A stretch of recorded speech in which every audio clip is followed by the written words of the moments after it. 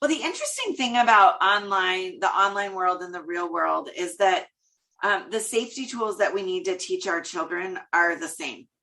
What the online world has done is expanded the ways that predators can reach kids. And, one of the things we don't often think about when we hear the phrase child sexual abuse, we automatically, most of us, think about touching, right? Being in the same room with somebody and something happening.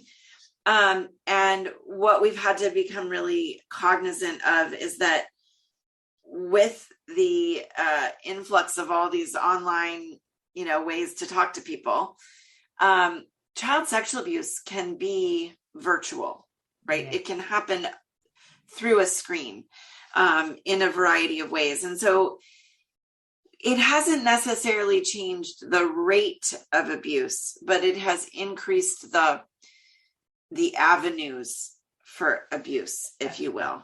Yeah, the rate. It is still most often somebody known to our child or known to us and trusted by us.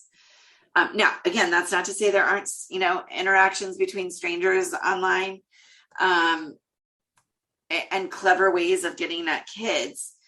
But the tools that we're giving our kids for functioning safely out in the world, yes, and the things we should be paying attention to are the same, whether they're walking down the street or they're on Google.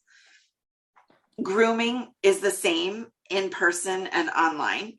And, the term grooming really is, for those who aren't familiar with it, is the kind of methodical process that someone goes through to gain access and trust with a child or to a child.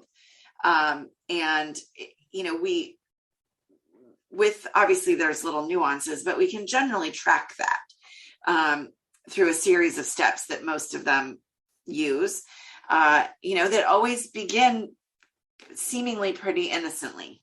Mm-hmm. The goal in the beginning is typically to gain the trust of the child and ideally the trust of that child's parent or another safe adult. Okay, good. Can we deep dive into these safety? So we talked a little bit off of the air about the transferable skills that you'd had as a prosecutor that you now realize how much of that you've transferred into the Heartful Parent. Mm-hmm. Can you give us a little insight into that and also some tips and tricks about what we should be looking for as parents, signs or, because for example, and please correct me if this is right or wrong, I've said to my daughter,